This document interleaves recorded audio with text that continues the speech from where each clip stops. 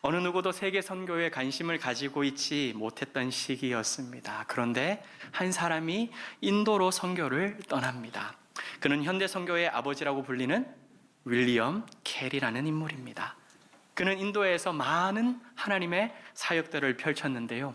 교회 개척, 성경 번역, 학교 설립, 사회적 악습 타파, 인쇄술과 출판, 도서관 도입, 저축은행 설립 등 한 사람이 할 수 있는 그런 한계를 뛰어넘는 엄청난 발자취를 그 사역의 현장 가운데에 한 발짝 한 발짝 남겼던 인물이었습니다.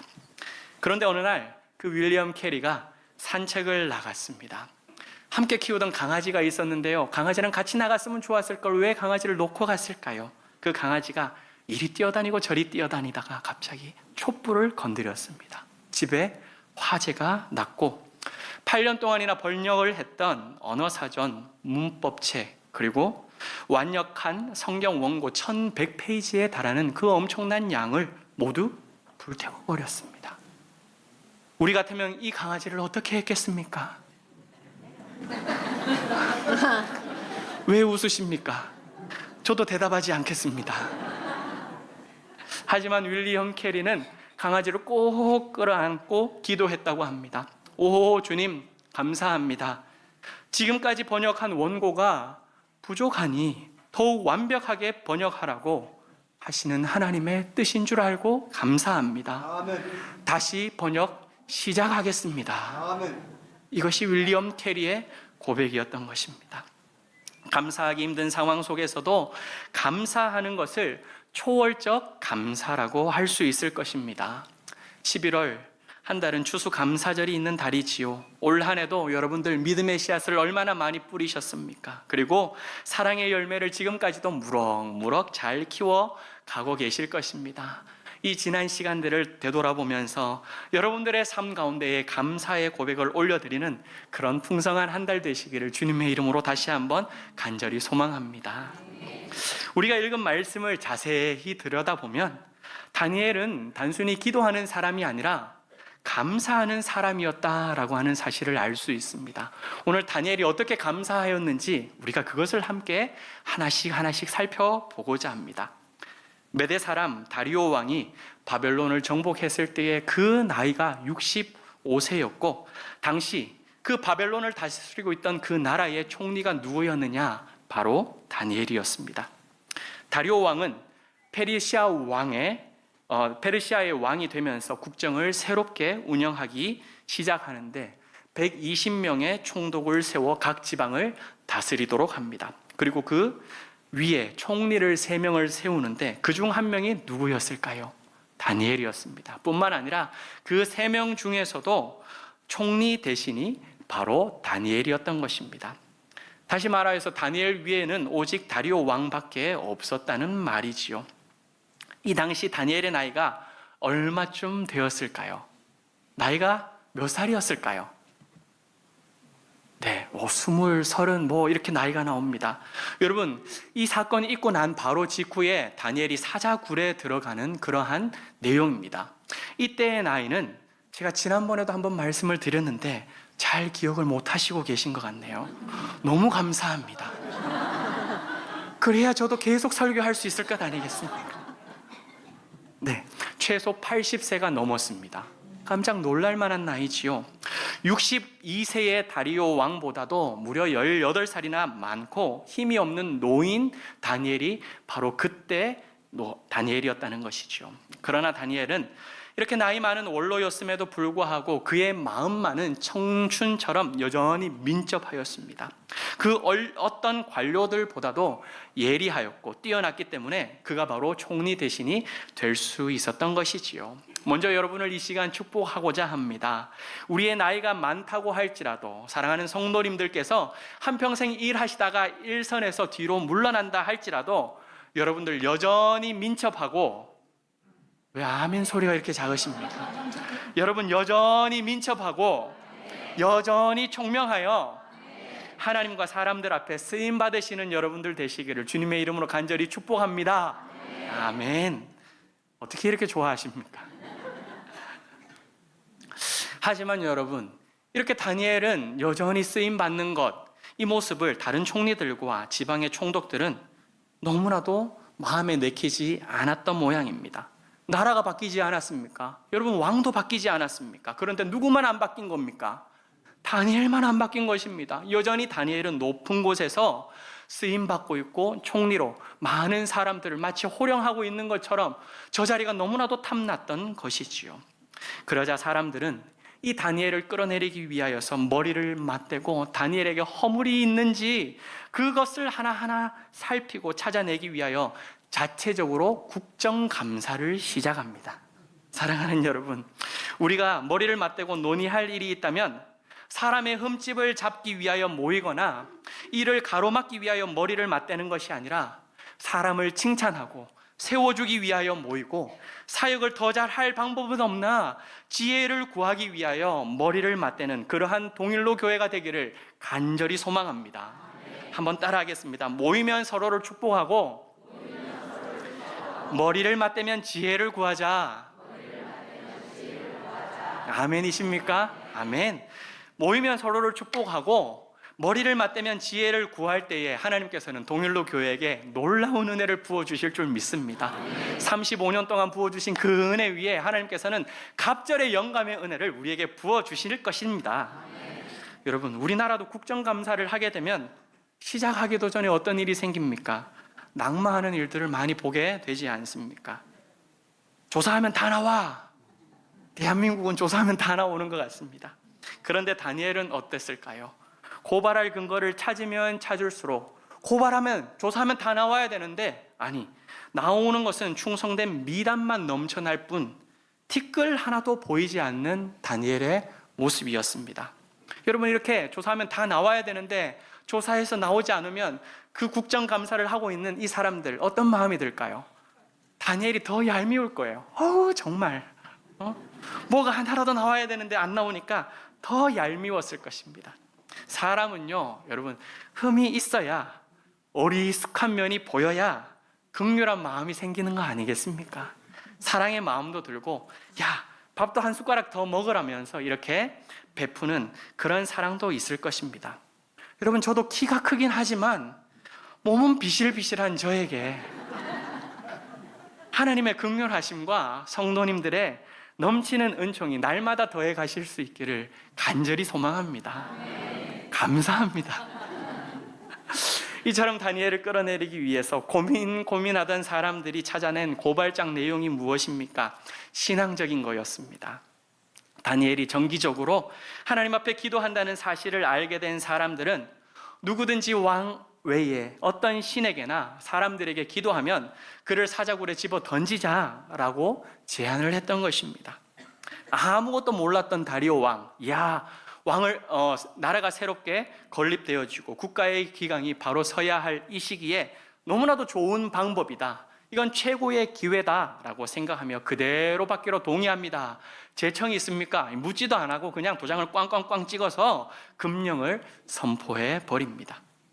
그때 다니엘은 우리가 잘 알고 있는 말씀대로 조서에 왕의 도장이 찍힌 것을 알고서도 무릎을 꿇고 하루 3번씩 기도했던 것입니다. 여기서 저는 재미있는 모습을 볼 수 있었는데요. 무엇이냐? 다니엘을 공격하는 사람들을 한번 생각해 보십시오. 그들은 다니엘이 정기적으로 하나님 앞에 엎드려 기도한다라고 하는 이 사실을 알았을 때 그 알게 된 것으로 어떻게 사용했습니까? 한 사람을 끌어내리는 데 사용하였습니다. 그 사람을 해하는 일에 자기가 알게 된 그 지식을 사용했던 것입니다. 하지만 다니엘은 어떻습니까? 왕의 도장이 조서에 찍혀서 자신이 더 이상 기도하는 자리에 나아갈 수 없다는 것을 알았음에도 불구하고 자신이 하나님 앞에 엎드려 기도하면 안 된다는 사실을 알았을 때에도 뿐만 아니라 다니엘은 자신이 이러한 금령 앞에 놓였다, 이러한 금령을 꾀하고 자신을 공격하는 악한 무리가 있다는 사실을, 눈앞에 시퍼렇게 살아있다는 그 사실을 알았음에도 불구하고 반격하는 것이 아니라, 두고 보자며 이를 갈았던 것이 아니라 어떻게 하였습니까? 기도하는 자리에 나갔다는 것입니다. 기도하는 자리에 나갔다는 것이죠.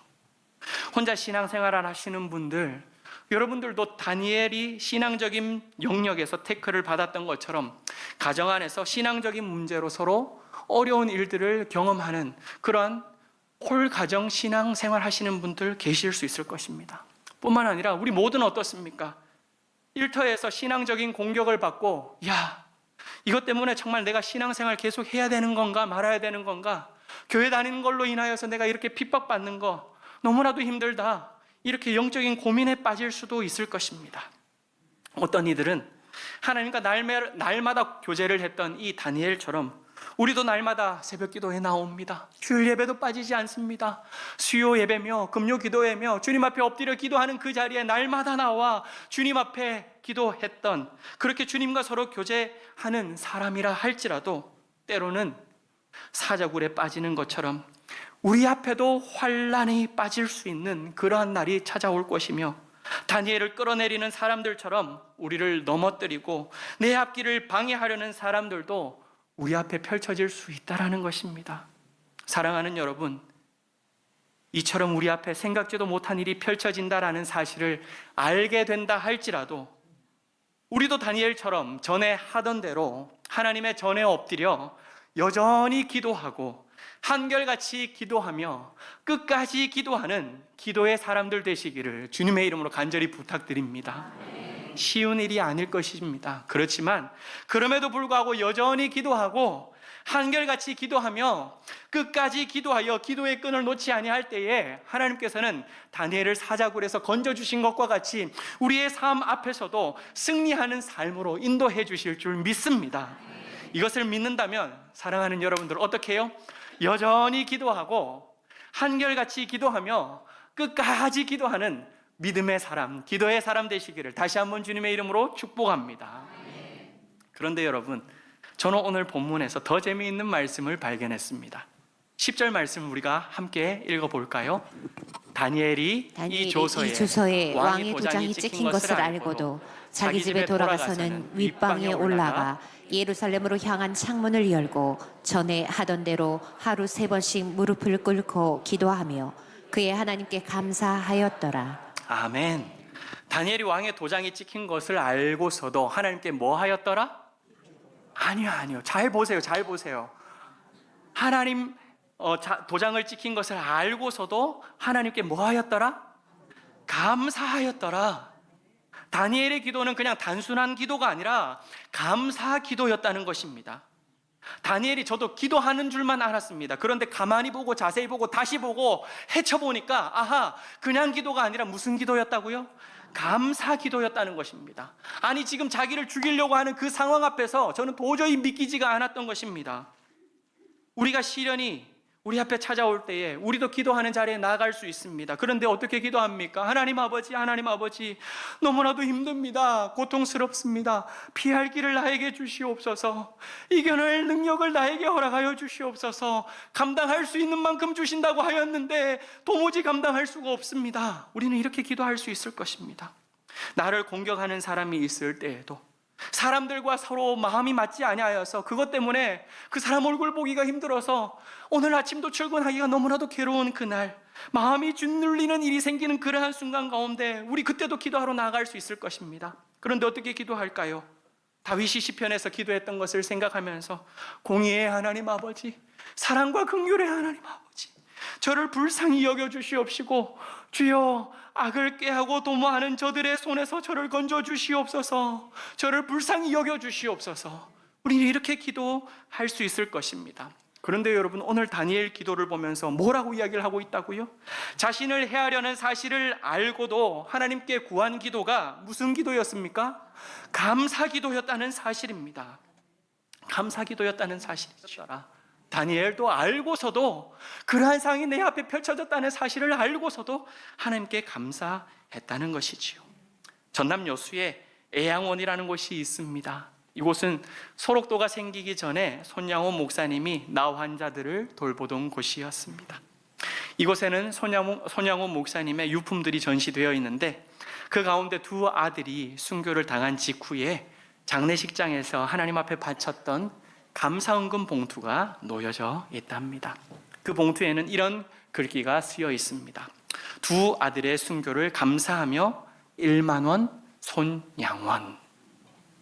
1948년 10월 9일 제주 폭동을 진압하기 위하여 여수에 집결해 있던 군인들 중에 남로당 계열의 군인을 중심으로 여수 반란 사건이 일어났습니다. 이때 순천 사범학교 졸업을 앞둔 손 목사님의 두 아들 동인이와 동신이가 공산당에게 체포되어 마지막 순간까지 복음을 전하다가 결국 순교하고 말았습니다. 아들의 장례식장에 모인 수많은 조객들 앞에서 손양호 목사님은 다음과 같이 답사를 했답니다. 제가 이 시간에 무슨 답사를 하고 무슨 인사를 하겠습니까마는 하나님 앞에 감사하는 마음이 있어서 몇 가지를 말씀드리고자 합니다.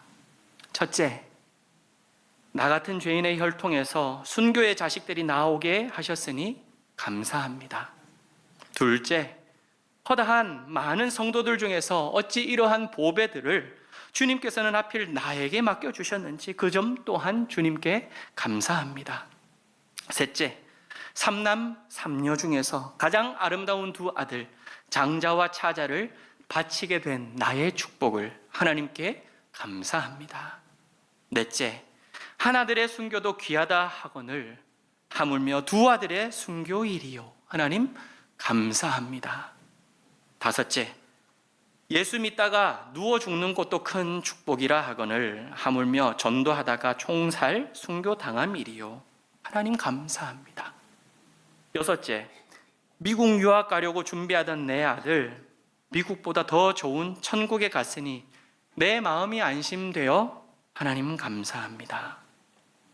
일곱째, 나의 사랑하는 두 아들을 총살한 원수를 회개시켜 내 아들 삼고자 하는 사랑의 마음 주신 하나님께 감사합니다. 아멘. 여덟째, 내 두 아들의 순교로 말미암아 무수한 천국의 아들들이 생길 것이 믿어지니 우리 하나님께 감사합니다. 아홉째, 이 같은 역경 중에서 이상 8가지의 진리와 하나님의 사랑을 찾는 기쁜 마음, 여유 있는 마음을 주신 우리 주 예수님께 감사합니다. 아멘. 그리고 목사님은 장례 행렬 맨 앞에서 찬송하기 시작했습니다. 영광일세 영광일세 내가 누릴 영광일세 은혜로 주 얼굴 배옵나니 지극한 영광 내 영광일세.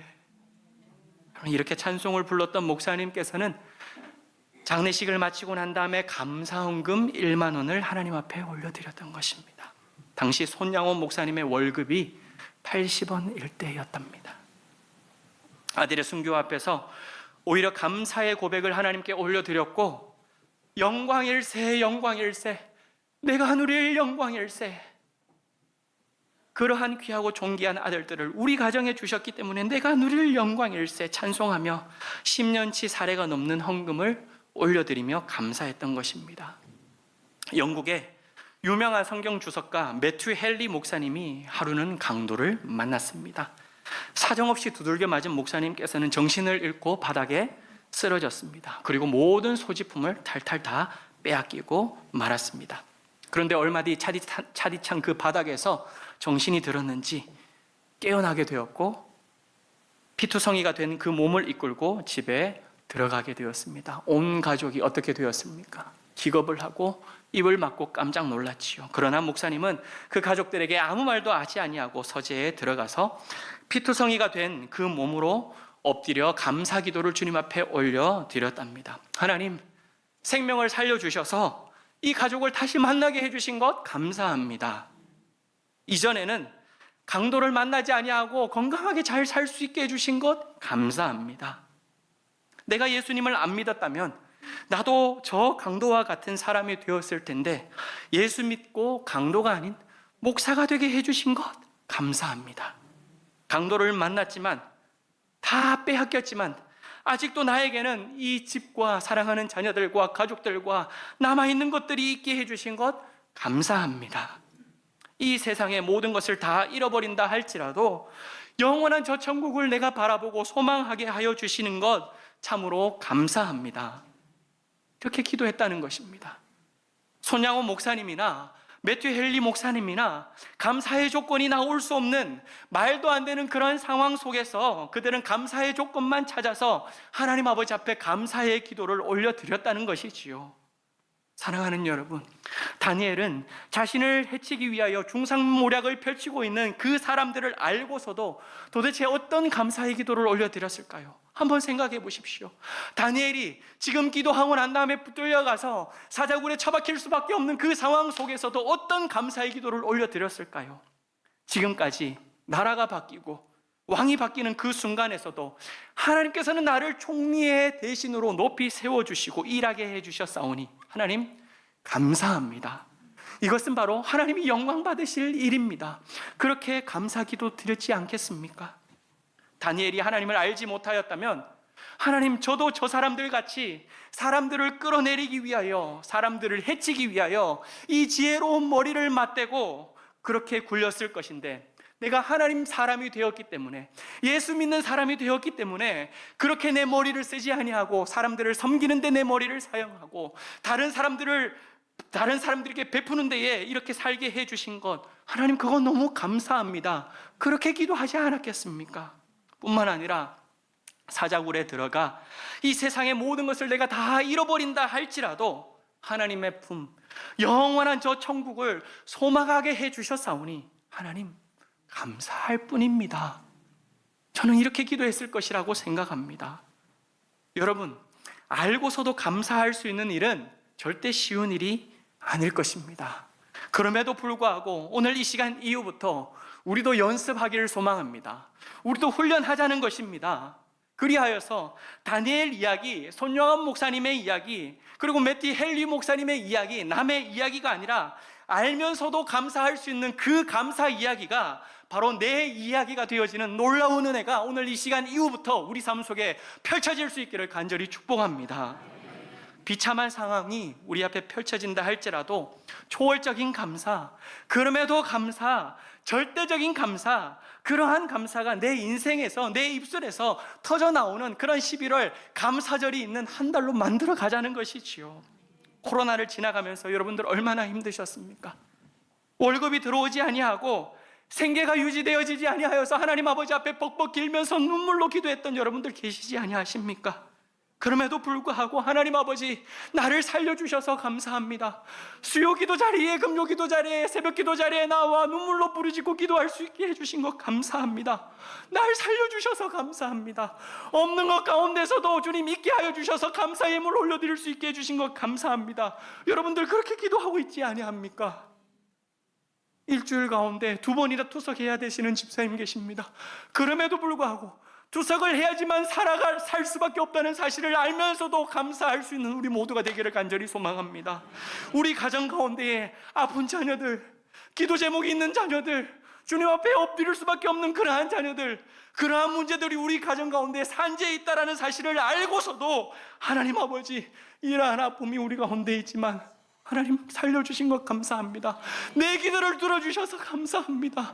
내 부르짖음 가운데, 신음 가운데 응답해 주시는 그 하나님은 살아계신 하나님이셔서 감사합니다. 그렇게 고백하는 우리 모두가 되기를 간절히 소망합니다. 그 자리에서 우리도 영광일세, 영광일세, 내가 누릴 영광일세, 그 찬양이, 우리의 찬양이 고백이 되어지고 하나님 아버지께서 베풀어 주시는 다니엘에게 사자굴에서 살려주셨던 그 놀라운 은혜처럼 하나님 아버지께서 매튜 헨리 가운데 놀라운 은혜를 부어주셔서 하나님의 사람으로 사용해 주셨던 것처럼 사랑하는 성도님들, 여러분들 한 분 한 분을 하나님 아버지께서 그렇게 사용해 주시는 승리의 삶을 살아가는 우리 모두가 되기를 주 예수 그리스도 이름으로 간절히 축복합니다.